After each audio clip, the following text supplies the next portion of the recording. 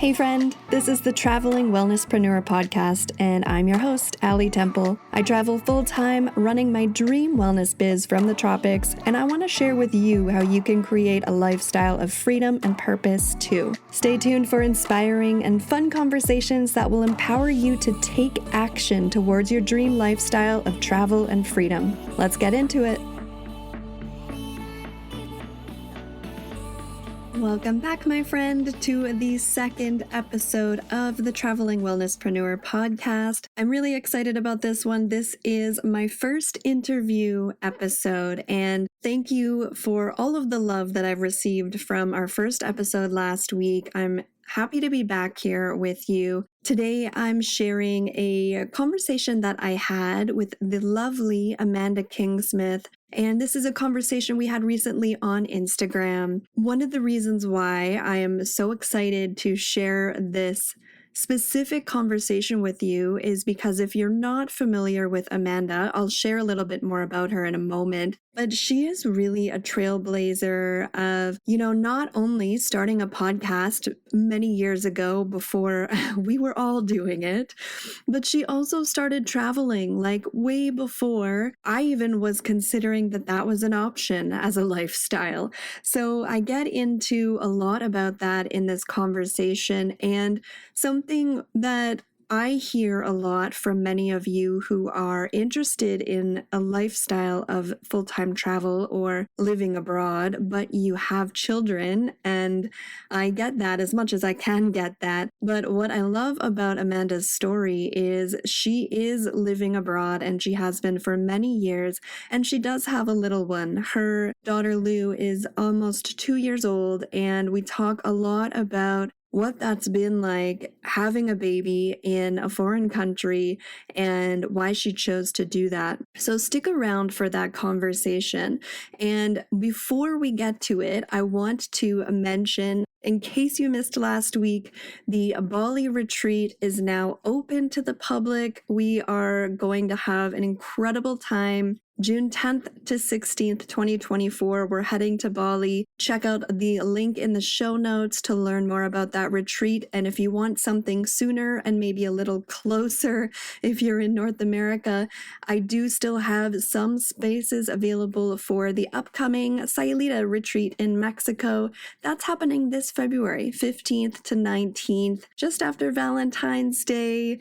So grab your partner, grab your galentine, or show up solo. It's just going to be a blast. I'm really looking forward to that. You can always reach out to me on Instagram if you have questions about those upcoming retreats. And now let's get to Amanda. Amanda Kingsmith is a 500-hour registered yoga teacher, a yoga business coach, the host and founder of Mastering the Business of Yoga, and a world traveler. She blends her background in business with her love of yoga and is passionate about helping yoga teachers create careers that they are passionate about and that are sustainable.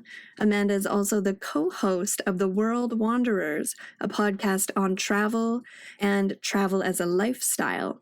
When she's not practicing or teaching yoga, you can find Amanda traveling the world with her husband and daughter, hiking mountains, or curling up with a cup of tea and a good book. Be sure to also check out the show notes after you listen to this episode to learn more about Amanda. She has a fantastic new book out, and you can check out her website and her travel podcast that she hosts with her hubby. And let's get to the episode. I'm here with Amanda Kingsmith of Mastering the Business of Yoga. I've got lots to talk to you about today, and it's really nice to reconnect because I had the opportunity of getting to be a guest on your podcast, and we have a lot in common and a lot of shared interests and passions, and it's really nice for you to join us here and have a little bit of a chat about some of those things that we both love. And Amanda, why don't we just start off, for those who don't know, tell us a little bit about where you're living right now. Yeah, absolutely. And thanks so much for having me, Allie. This is really cool. I am tuning in from a city in central Mexico called Querétaro. It's about 3 hours northwestish from Mexico City and about an hour from San Miguel de Allende, for anyone who's familiar with that town. It's a little, those two are more popular with tourists than where I live. The name of the city, but I always remember, I know it's kind of close to Mexico City. Yeah, for sure. Do you know what's actually a fun fact about the city I live in? So if you ever bought the like Cape Pasa chips, Yeah. which I know are really popular in Canada, and then I think they're pretty like popular in the US, on the back of them, they have a map of Mexico, and it's like volcanic, like stone ground corn. And the one Oh my city that's gosh. on there is the city Okay. I live in. That is a fun fact. I'm going to keep an eye out for the chips, and that's a good way to remember. How long have you been there for now? Exactly. We've been here for almost 2 years. We came here at the beginning of October of 2021. I was about 25 weeks pregnant with my daughter.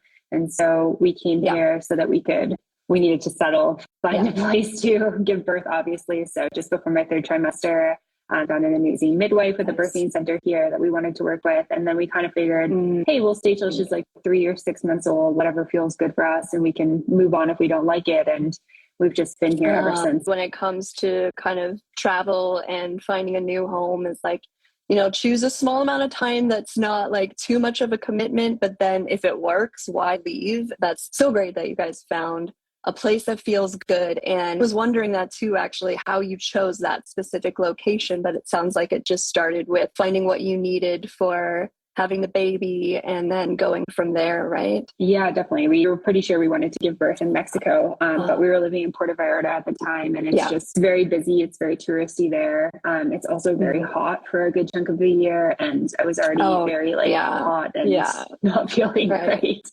just because I was so big, right? Like carrying so much extra weight, and I just started looking at other options of cities we'd been to, and this one is a really good size. It's got a really good location. There's a really temperate climate here.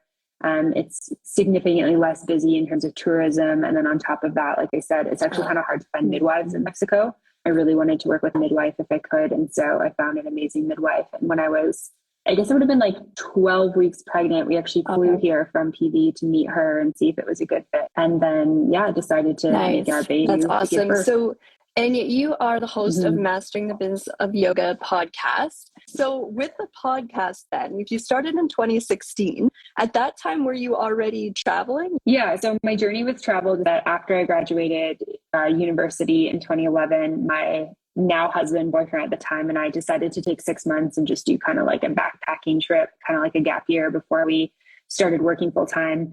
And that trip was really, I think, instrumental in the years that followed, because we got back to Canada. We were living in Calgary at the time. We got these full-time jobs that everyone told us would be so amazing. And we just weren't really feeling like served by it. Like it just didn't feel like a good fit. But, we'd spent all of our savings pretty much and needed some time to pay off bills and save again. And so we ended up doing that for 2 years. And then we quit our jobs, sold our stuff, and went to South America for 6 months. That was in 2014. And then when we returned to Canada, we were kind of like, hey, is there a way that we could make this more sustainable, essentially? Like it doesn't really feel sustainable to save, spend all of our money in like 6 months to a year period, have to come back, get jobs, and then like work to like work hard to play hard, essentially. We're like, maybe there can be more of a balance. And so I kind of consider that point like my career U-turn. It's where I decided I didn't really want to work in corporate anymore. I started working in retail. I started practicing more yoga. It was in 2015 that I got my yoga teacher training. I started working at a studio for the first time. Just started following my interests, and my retail job really just paid my bills and gave me time and space to discover like what I liked and what I didn't like. We're living in Canada at that point, and my husband took on a job in Atlanta, Georgia. And so I moved down there with him and was teaching yoga down in Atlanta. And that was when I had my first remote gig. So one of the studios I was working with, I was just doing like admin and social media and studio management and stuff. And so I asked the owner if we could try doing it remotely. And he was like, yeah, why not? Like, you don't really need to be here anyways. You've got all the software on your computer. Let's try it.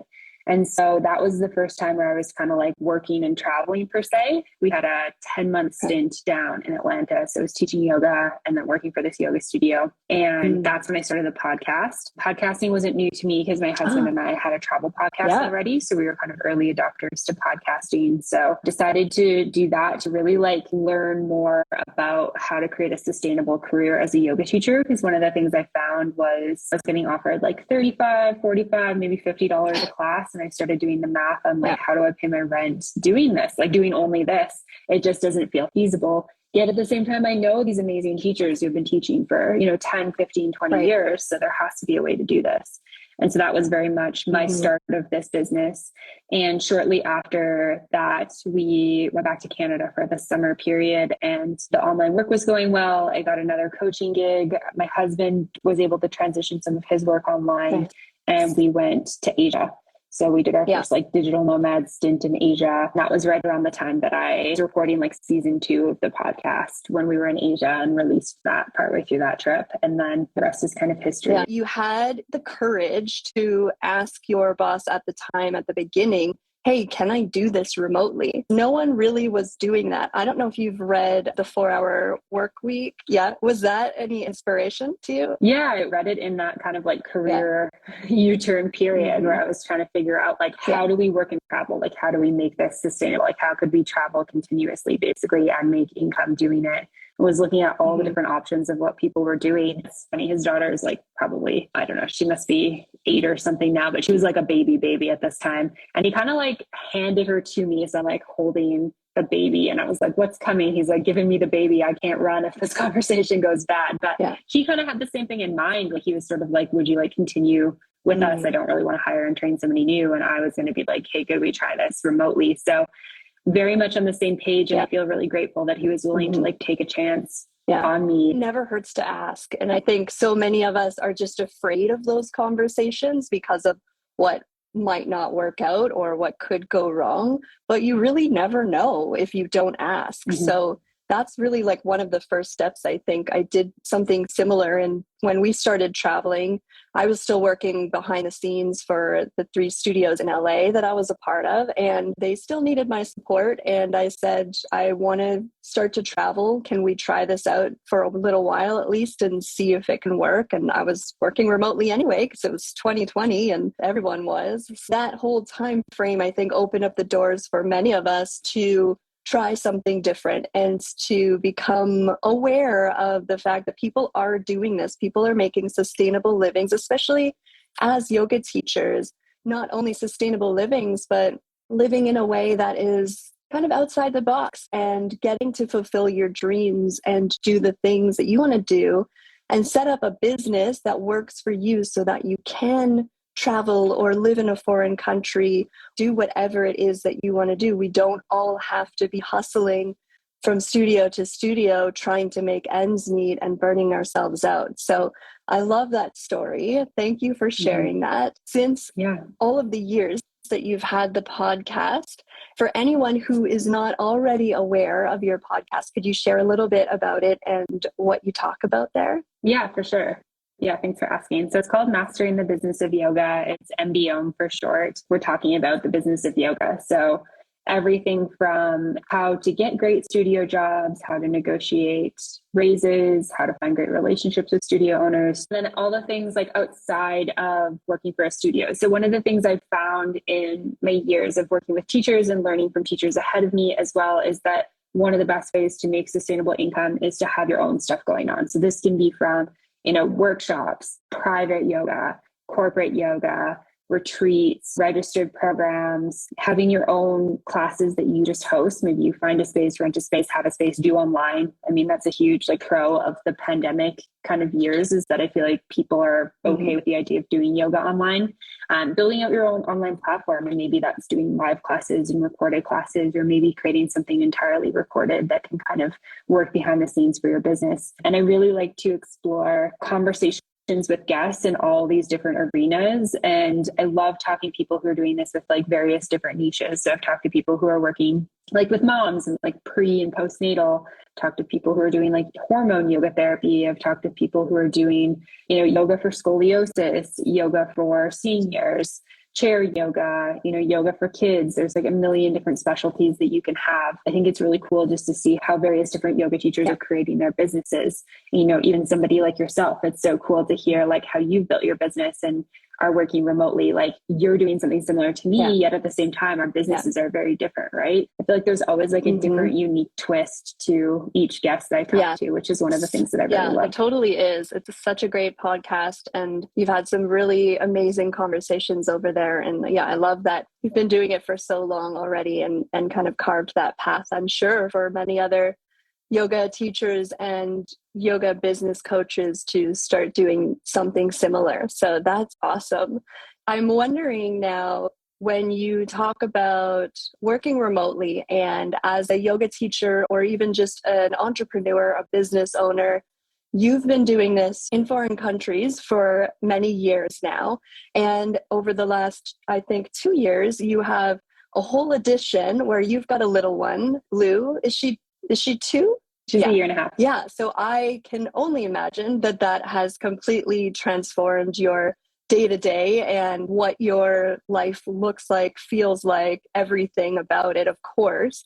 And when we think about specifically your work-life balance, I'm curious if you could share a little bit with us on how things have changed there with your workflow, and maybe if you've come across any like productivity tips or hacks that you have. How has that experience, that transition been? You already have the obstacles of working in a foreign country, and now obviously the priorities have completely shifted since having your little one. Yeah, that's a great question. So I feel like the biggest thing has just been my priorities have just shifted. You know, like my daughter is like my number one priority, and she has been since I was pregnant with her, basically. Like it was like, if I need to rest, I'm going to rest over doing something. I feel like a strong responsibility to show up for things that I've committed to. So I feel like there's been like a little bit of tension there. Like I'm not somebody who easily cancels on people or says no to people. So I feel like that's been part of my work, is just figuring out if this is not a hell yes, then it needs to be a no for me. Previously, I had a lot of time. You know, I was working full time. I didn't have a lot of obligations. Obviously, I had hobbies and things I wanted to do outside of work, but I didn't have a lot of obligations like a human who literally needs me to survive. So it was a lot easier to be like, yeah, yes to this cool opportunity, get my name out there. And over the last year and a half, I've been very particular about what I say yes to, who I say yes to. I think even for like kind of the first year that she was born, I didn't do like any podcast interviews that weren't for my own show. I didn't say yes to affiliate opportunities or anything unless it's related to my own business. It's a no. And it's been really lovely since she's past her first year. And I feel like I have my feet a little more sturdy with motherhood, that I've been able to say yes to more things, open my door to clients again and stuff like that. But, you know, at the end of the day, I feel like the hardest thing is that like, I love my podcast. I love my business. I love the clients I work with, but like my daughter comes first. So it's like, I feel this tension sometimes if we're having a challenging day. And I really go through the thought of, she's with her nanny right now, for example. And I think there's a lot of beautiful things that come out of that, and her building that relationship. And, you know, being in Mexico, she's learning Spanish through her nanny and stuff like that, which I love for her. But I also think about every time I'm doing something on my business, it's time I'm not spending with her. So I just am really particular. I feel like that's been the biggest thing. And then we've been mostly stable over the year and a half, but since she kind of hit around a year, we've done a couple of big trips. So we've done 3 1-month-long trips. We did one to Panama and Colombia earlier this year. We spent a month in Japan, and we just spent 5 weeks in Canada. And so one of the things I found most challenging is on those trips, I can't work as much. I basically only have her the hours she's sleeping because I don't have scheduled childcare. Being in Canada is a little different because she has her grandparents there. So I do get a little bit more support, but it's forced me to be really strategic with planning. And so I would say like leaning into my calendar has been really important. Planning ahead has been really important. And so just kind of planning ahead, like we've got another big trip coming up to Argentina in November. Yeah, super excited about that. And so again, I won't be working as much. So just getting strategic with my call schedule, my calendar, getting organized with clients. But yeah, Google Calendars is definitely something that I would say is key for me. I've got things time blocked and organized. And then I use a to-do list app called Todoist, which I love. I feel like I can like time block my time, and then I put my like tasks in my Todoist app. So then when I sit down to actually do work, I've got my tasks outlined, and I really love that. So I feel like just being very organized. And the other thing is I've learned to work really efficiently. Like my daughter goes down for a nap, and on my computer, there's no messing around. There's no scrolling on social media. There's like boom, boom, boom, boom, boom, like emails have been, okay, what needs to get done? Okay, this. I just feel like I've been forced to be really like you don't have a choice.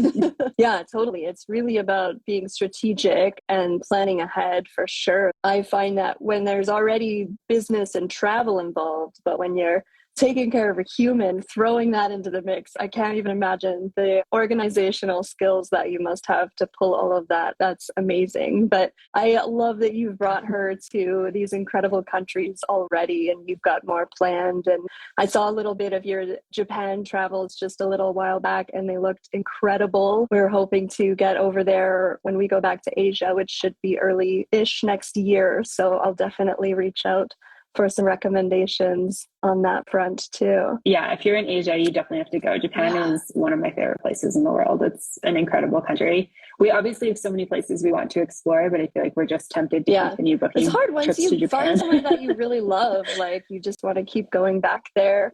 Yeah, Japan has been on my husband and I's list for quite some time. And our last couple of trips to Asia, we've usually end up flying through Japan, but with the pandemic, it was always closed with the timing. So we're like sitting in Tokyo airport for our layover, like just looking at the cool vending machines and getting noodles and sushi and like just feeling like a little bit like we're in jail or something.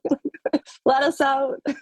Totally. Yeah. We were like waiting for Japan to open. And as soon as they did, it was like last October, they released that they were opening for tourists. We like basically hopped on Skyscanner and booked flights. That's great. I'm back and forth in Mexico for the next 6 months or so, but staying more on the coast. And like we've chatted a little bit about, but I'm hoping that we will cross paths at some point in real life, whether in Mexico or somewhere else. I'm really just impressed with how you have built this podcast and this business over the years and created a lifestyle and a business that works for you. And I know that's something that so many yoga teachers and wellness entrepreneurs want to do and just are dreaming of doing that, but may not have the confidence or the understanding how to get started with that. So it's great to have inspiring conversations like this one to see that it's totally possible and people are doing it and succeeding. And it's great to hear some of your tips about staying productive and getting things done and accomplishing things so that you can live the lifestyle that you want to live. Now, I'm curious if there's anything specific that you love most about just working remotely and working for yourself. I mean, of course, there are plenty of ups to it. Is there anything that really drove you that was like the one thing that you really wanted out of that kind of lifestyle? Yeah. I mean, I think I was really driven by this idea that I wanted to travel, and I didn't want to travel just like around holidays or vacations. I think there's, like you said, there's pros and cons to everything. I was just talking with somebody that I work with, and she's been working for herself over the last a year basically. And she was like, one of her clients wants to offer her full time, and that would be benefits. And she's in the US, so healthcare and paid time off. And she's like, I'm kind of really ready for paid time off. And I hear all of that, and I had that with a full-time job, and there are a lot of benefits to like, hey, I plan a 2-week trip. Like, for example, I took 2 weeks and went to Peru when I was working full-time, and I got paid during that time, which is amazing. Right. But I think the downside is like, I remember sitting at my desk sometimes and being like, I'm done my work, like I finished everything I need to do. And yet I'm required to sit here until 4:30 rolls around and then I can leave. And I just felt like I don't want to be like on somebody else's schedule. I don't want to be on somebody else's time. I want to have more flexibility and freedom. And I think that there's a lot of, especially with work from home, there's a lot of employers now who are very gracious with PTO, and they're very gracious with hours and stuff like that. Like my husband, for example, works remotely full-time for a company, and he doesn't have strict hours or anything like that.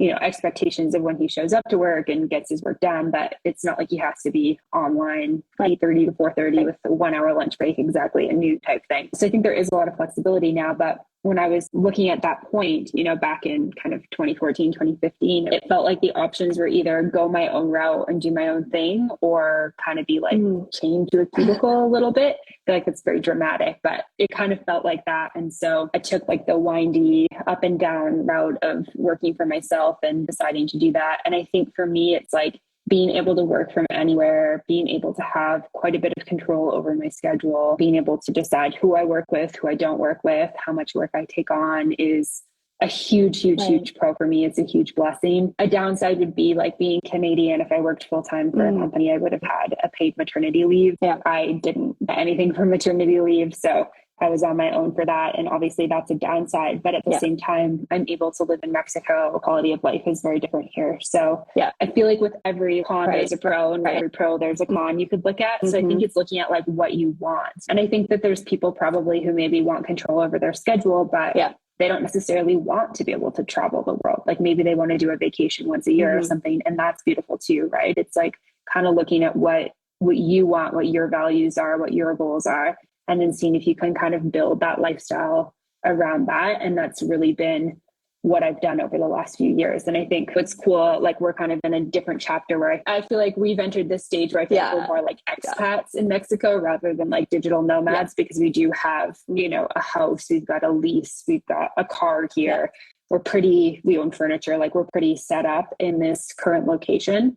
And that's been a really nice chapter to step into. It's helped me be able to do both mothering and work on my business and stuff like that. So I think knowing that like chapter shift and whatnot, but I think for me, ultimately on the days where entrepreneurship and solopreneurship like feels really hard, I just need to pop on Indeed and look at full-time jobs and what's required. And then I'm like, no, I think I'm good. Like I'm really happy with what I've created.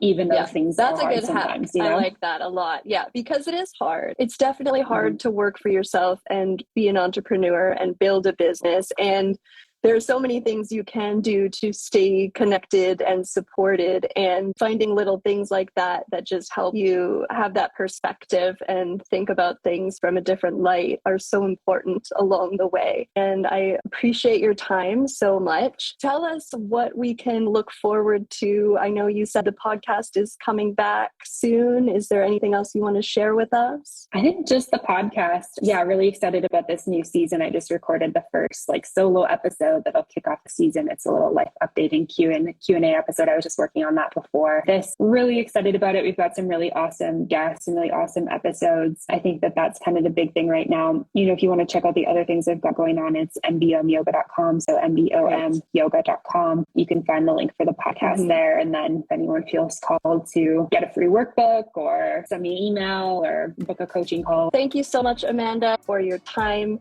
I'm looking forward to chatting more with you very soon. Everybody go check out her podcast. Yeah. Thank you so much for having me, Allie. Talk soon. That's it for now. Thanks so much for joining me. And until next time, let's stay connected. Follow me on Instagram at Allie Temple Yoga. Join us in the Traveling Wellnesspreneurs Facebook group. And if you enjoyed this episode, please take a minute to subscribe, rate, and review the podcast. See you next time.